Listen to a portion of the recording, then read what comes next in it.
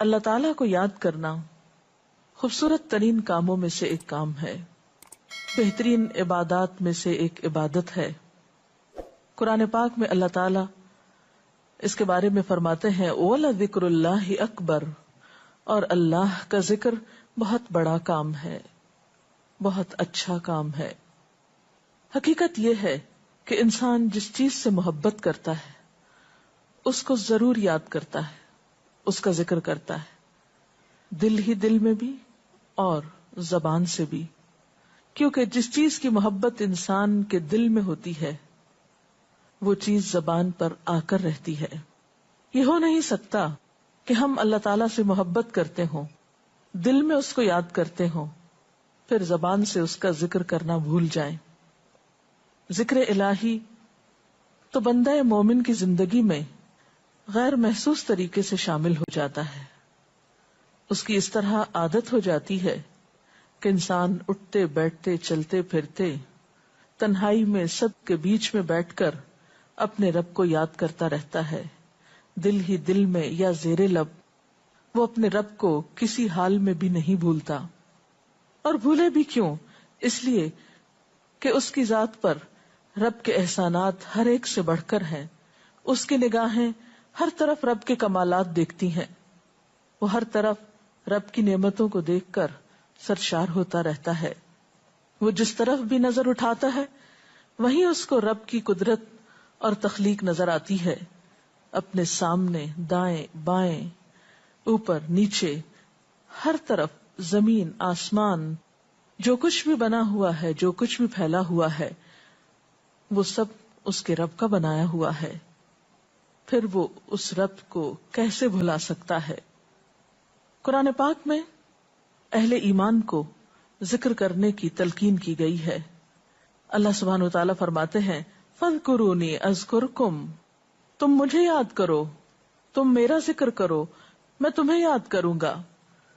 ایک اور جگہ پر فرمایا وَاذْكُرْ رَبَّكَ فِي نَفْسِكَ تَضَرُّعًا وَخِيفَةً وَدُونَ الْجَهْرِ مِنَ الْقَوْلِ بِالْغُدُوِّ وَالْآصَالِ وَلَا تَكُن مِّنَ الْغَافِلِينَ، اور اپنے پروردگار کو دل ہی دل میں عاجزی اور خوف کے ساتھ اور آہستہ آواز سے صبح و شام یاد کرتے رہو، اور دیکھنا غافل نہ ہونا، یعنی رب کی یاد سے کبھی بھی غفلت اختیار نہ کرنا۔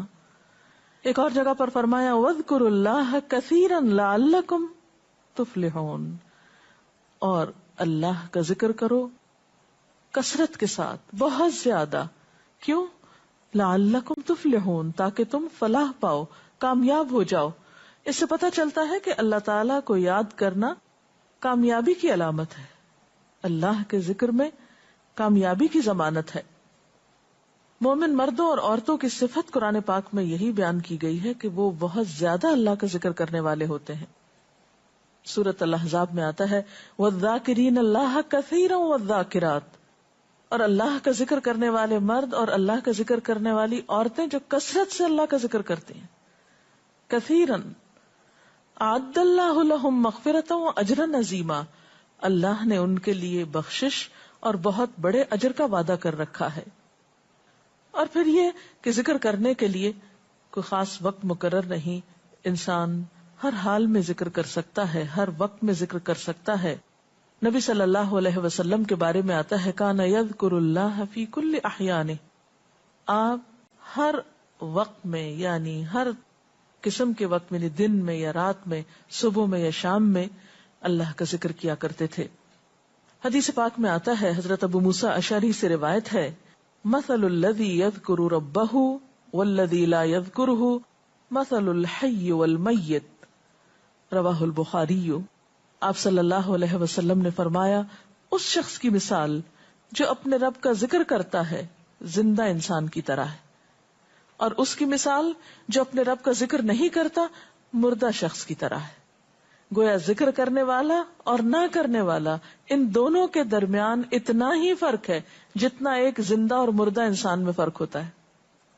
اور یہ فرق کتنا بڑا ہے، یعنی انسان تو وہی ہوتا ہے لیکن زندہ انسان میں اور مردہ انسان میں زندگی اور موت کا فرق ہے۔ بالکل اسی طرح جو شخص اپنے رب کو یاد کرتا ہے، اس کا ذکر کرتا ہے، اس کے اندر ایک زندگی ہے، اس کے اندر ایک خاص خوشی ہوتی ہے، اطمینان ہوتا ہے. اور وہ جو نہیں کرتا اس کا دل مردہ ہوتا ہے، اس کے اندر زندگی کی کوئی امنگ نہیں ہوتی. ایک اور حدیث میں آتا ہے، نبی صلی اللہ علیہ وسلم نے فرمایا، اللہ تعالیٰ فرماتا ہے میں اپنے بندے کے خیال کے مطابق ہوتا ہوں یا خیال کے ساتھ ہوتا ہوں. جو خیال وہ میرے بارے میں رکھتا ہے میں اسی کے مطابق اس کے ساتھ معاملہ کرتا ہوں، اور میں اس کے ساتھ ہوتا ہوں جب وہ مجھے یاد کرتا ہے.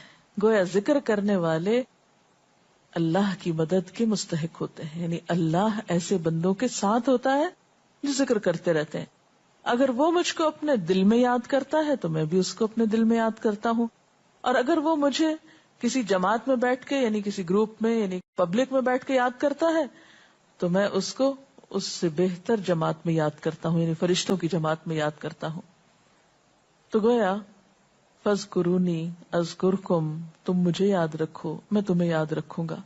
تو جو شخص بھی یہ چاہتا ہو کہ اللہ تعالیٰ اس کو یاد رکھے، اس کی مشکل میں اس کی مدد کرے، تو اس کے لیے کیا ضروری ہے کہ پھر وہ ذکر کرتا رہے. اور ذکر تمام عبادات کو خوبصورت بناتا ہے. مثلا روزہ رکھنا ایک عبادت ہے، لیکن جس روزے میں ذکر الہی ہو اس کا اجر و ثواب کئی گنا بڑھ جائے گا. حج ایک عبادت ہے بذات خود، حج کا سفر ایک عبادت ہے، لیکن اس سفر میں انسان اگر ذکر الہی کرتا رہے تو اسی حج کا ثواب کئی گنا بڑھ جائے گا. اور نماز تو سراسر ہے ہی اللہ کی یاد کا نام. اقم الصلاۃ لذکری، نماز قائم کرو میری یاد کے لیے. اللہ کے ذکر کا بہترین طریقہ ہے.